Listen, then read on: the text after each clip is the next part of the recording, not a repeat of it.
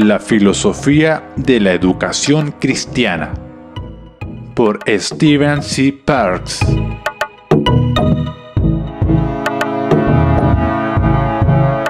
Capítulo 3. La educación como un aspecto del pacto. Segunda parte.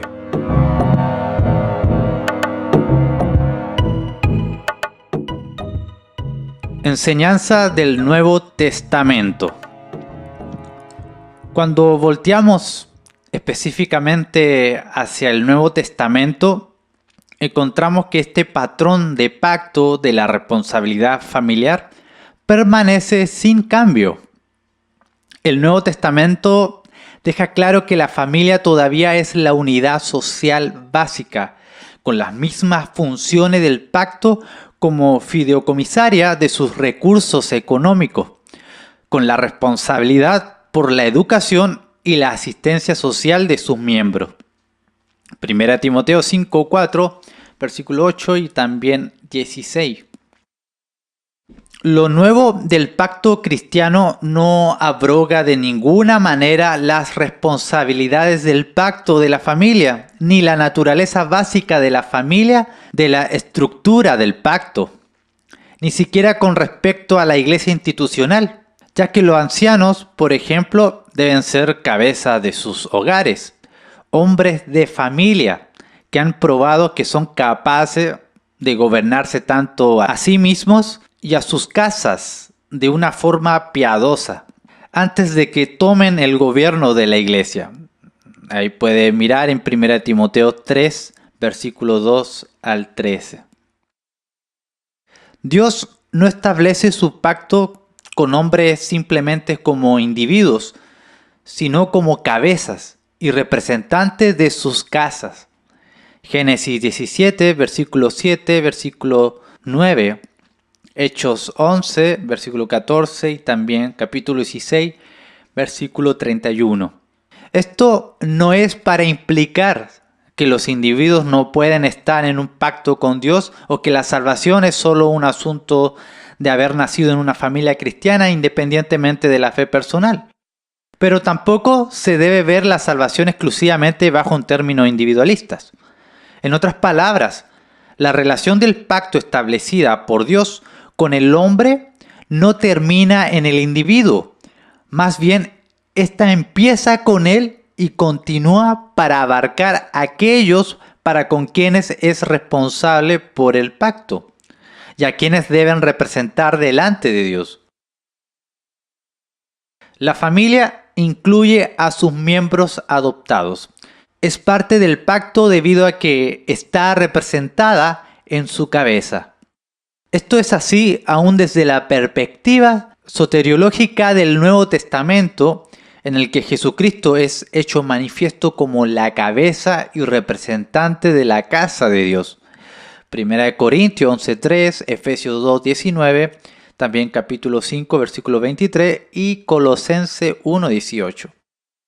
Es a través de nuestra adopción como hijos de Dios que compartimos las bendiciones del pacto del compañerismo con Dios. Efesios 1, del 4 al 5.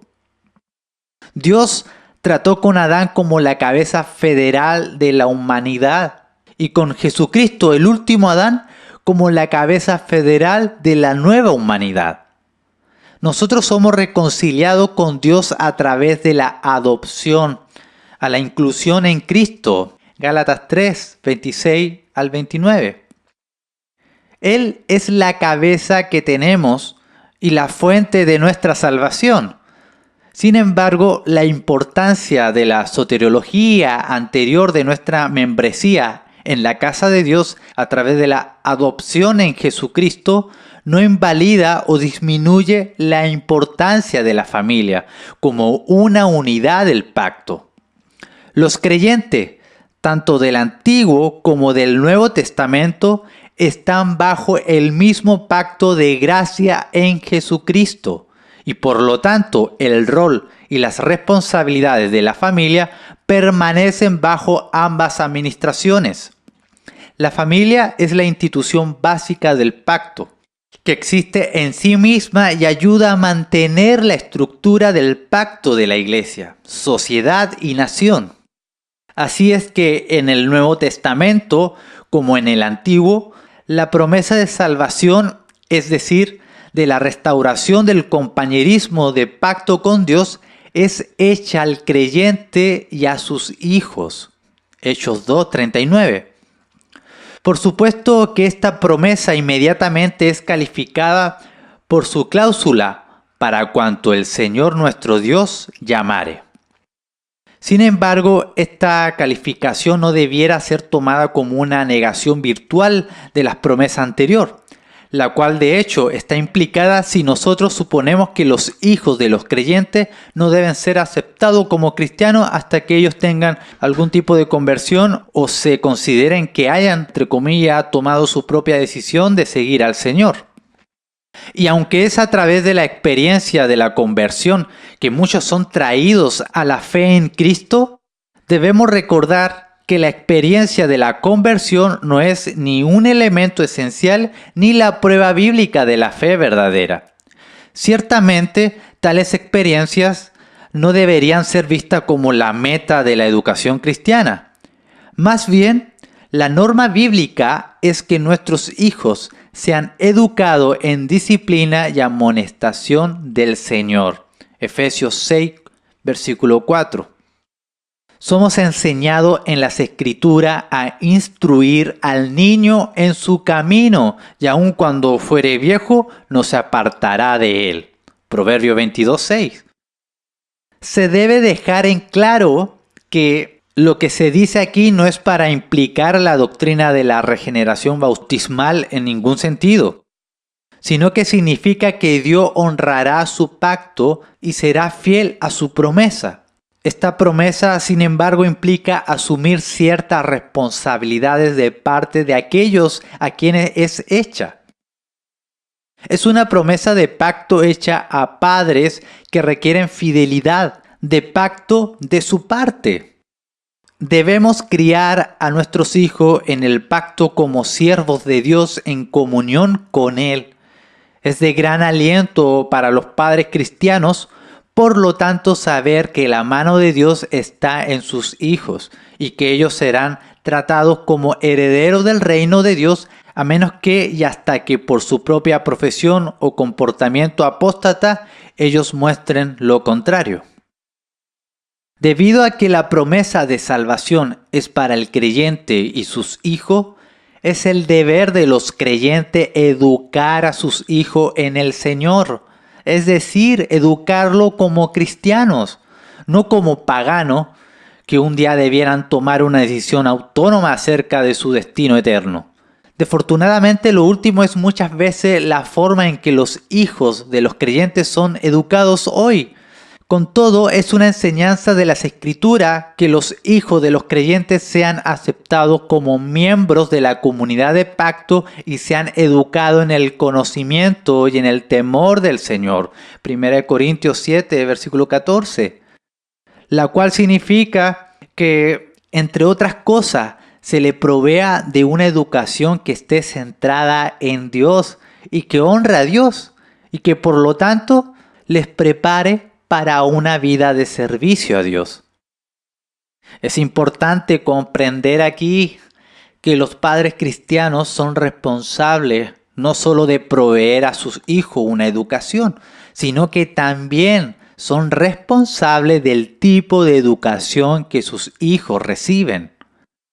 Para el cristiano, el propósito de la educación es facilitar maduración a la imagen de Dios y el crecimiento a una hombría verdadera y una feminidad verdadera, de manera que el hijo pueda ser capaz de cumplir su mandato como creación en obediencia a la palabra de Dios. De aquí se deriva que el tipo de educación que les damos a nuestros hijos debe ser una que sea completamente fundada en la cosmovisión cristiana y que busque someter todas las disciplinas a la autoridad de la palabra de Dios, como es revelada en las Escrituras del Antiguo y Nuevo Testamento. La educación, entonces, una actividad del pacto inescapable, en realidad es un aspecto central del deber del pacto del hombre. Por consiguiente, el negarle a nuestros hijos tal educación es abandonar nuestra responsabilidad como el pueblo de Dios de pacto.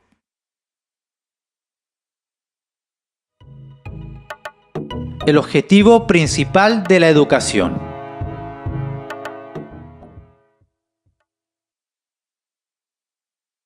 Se ha establecido anteriormente que el propósito de la educación es capacitar al hijo para que madure a la imagen de Dios y así equiparlo para cumplir su vocación en la vida como virrey de Dios y extender su dominio sobre la tierra. Si el hijo ha de llevar a cabo su llamado, debe obtener sabiduría. En la Biblia, la sabiduría es establecida como el objetivo principal de la educación. Adquiere sabiduría, adquiere inteligencia. No la dejes y ella te guardará. Ámala y te conservará. Sabiduría ante todo, adquiere sabiduría y sobre todas tus posesiones adquiere inteligencia. Proverbio 4 del 5 al 7. La sabiduría es más que aprender en el sentido académico o el conocimiento práctico en el sentido popular. Tampoco es simplemente intuición, es entendimiento en el sentido completo de la palabra y por ende es algo que es aprendido. Salmo 34, versículo 11. La literatura de sabiduría es ciertamente una literatura educativa, como en realidad lo es toda la escritura. Pero la búsqueda de la sabiduría es más que una idea secular moderna de la educación. La sabiduría es en un sentido más que la suma de sus partes, por lo menos desde el punto de vista del contenido formal. Esta incluye, o más bien es caracterizada por una orientación en la vida, es decir, un sentido de servicio y deber a Dios. Y por sobre todo una conciencia del hecho de que la vida se vive en la presencia de Dios y como un medio para glorificarlo a Él. Por lo tanto, la sabiduría viene finalmente de Dios, Santiago 1:5, y se adquiere en la sumisión de nuestras vidas y de nuestras mentes a su palabra en cada disciplina, campo de estudio y en cada caminar de la vida. De este modo, el temor del Señor es el principio de la sabiduría y el conocimiento del Santísimo es la inteligencia. Proverbio 9:10. Con todo, al mismo tiempo la sabiduría no es pietista, es intensamente práctica. La literatura de sabiduría en la Biblia está llena del sonido del consejo piadoso acerca de la vida. Y que poco hay de esto en muchas escuelas hoy. En realidad, mucha de la filosofía educativa moderna es un poco más que insensatez estudiada y locura completa. Los comentarios de J.E. Adams acerca de la naturaleza y el significado del concepto bíblico de la sabiduría son relevantes aquí y dignos de citarse completos. La palabra principal en hebreo para sabiduría, chokmah, que permea el pensamiento de los escritores del Antiguo Testamento y del Nuevo Testamento y que ha dado lugar a un género de escritura. Nosotros la llamamos literatura de sabiduría y denota sabiduría por la experiencia, no solo por el estudio. También incluye la idea de discriminación entre el bien y el mal, el recibir instrucción, actitud o manera de pensar, y el ejercicio de juicio correcto y de habilidades. El alcance de la palabra es grande, abarcando la totalidad de la experiencia intelectual, de vida y de actuar de alguien. No tenemos un término equivalente en inglés. Nuestra palabra sabiduría, en contraste, está empobrecida. Es una palabra que de hecho parece estar desapareciendo rápidamente de nuestro vocabulario. Fundamentalmente, la palabra bíblica de sabiduría reúne tres factores: conocimiento, vida y ministerio. Es el conocimiento, la comprensión de la perspectiva de Dios, hecha provechosa para el diario vivir para Él, y como parte de esto, compartida con otros y utilizada para ministrarles. La filosofía bíblica de la educación, por lo tanto, abarca más que la mecánica de adquirir conocimiento o información técnica. Su objetivo va más allá de la autorrealización del hijo. Tampoco está simplemente preocupada con capacitar al hijo para desempeñar un papel útil en la sociedad. Está interesada con adquirir sabiduría e involucra una actitud u orientación en la vida de sumisión a la palabra de Dios y un compromiso a la verdad ahí revelada.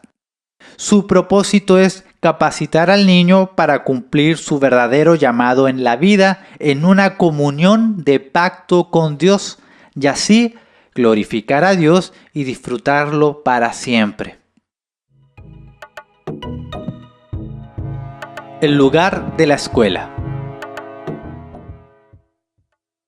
La ausencia de escuelas para la educación de los niños en la sociedad bíblica no se debe tomar para implicar que las escuelas como tal están mal o son inconsistentes con la filosofía de la educación establecida en la Escritura. Es verdad que la escuela no es en un sentido una institución bíblica, es decir, no es una institución ordenada por Dios con un rol definido estructuralmente dentro de la estructura del pacto de la nación. La institución ordenada por Dios responsable de la educación es la familia. Entonces, la escuela no se debe ver como una institución separada de la vida con su propia esfera de autoridad en asuntos referentes a la educación. Más bien, la escuela ofrece un servicio a la familia en la búsqueda de cumplir sus responsabilidades educativas. La escuela es una facilidad válida disponible para los padres, como un servicio para entrenamiento especial en materias específicas.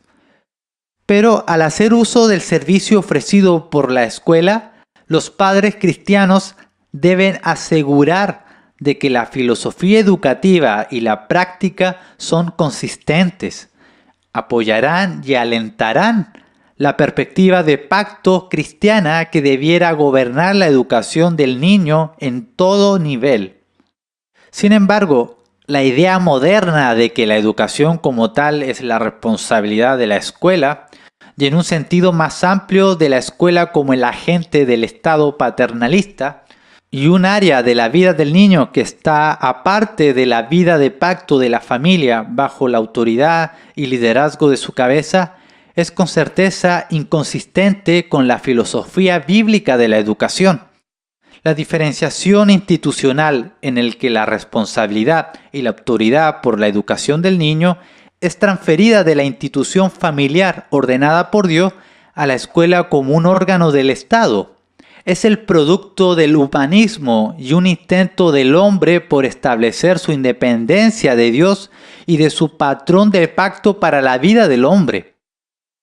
Es una forma de revolución social en contra del modelo del pacto establecido en la palabra de Dios y como tal debe ser resistido intensamente por los cristianos y denunciando públicamente por la Iglesia.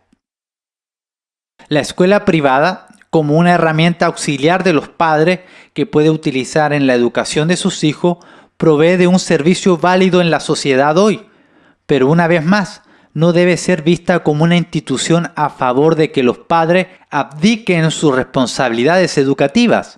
Obviamente, desde que Erasmo fue la última persona en conocer todo lo que había que conocer en su tiempo, no es posible para los padres hoy especializarse en todos los campos de estudio que quisiera ofrecerle a sus hijos. Entonces, la escuela es un servicio más necesario hoy en día que en los tiempos bíblicos. El grado de conocimiento disponible para el pueblo hebreo en los tiempos bíblicos era mucho más limitado que el que está disponible para nosotros hoy. Para un padre era posible educar a sus hijos por lo menos en lo básico, en la mayoría de las materias y probablemente más allá de un grado no es posible hoy. Así es que las escuelas y los maestros independientes con conocimiento especializado como instrumentos musicales y otras herramientas auxiliares para facilitar el aprendizaje en áreas fuera de la competencia de los padres. Por ejemplo, cursos por correspondencia deben ser empleados tanto como sea necesario. Esto se convierte en algo más importante en los niveles altos de estudio. Pero al utilizar estas facilidades, los padres no están en libertad de entregar la formación de la cosmovisión de sus hijos a instituciones o individuos paganos y contrarios al pacto en su perspectiva. Conclusión. Los padres son responsables por el tipo de cosmovisión que sus hijos deben y del tipo de instrucción que reciben en sus materias específicas. Los objetivos educativos generales y la perspectiva, así como las disciplinas específicas enseñadas, caen dentro del área de la responsabilidad del padre. Así es que se dice que los maestros están in loco parentis, es decir, tomando el lugar de los padres en la educación de sus hijos.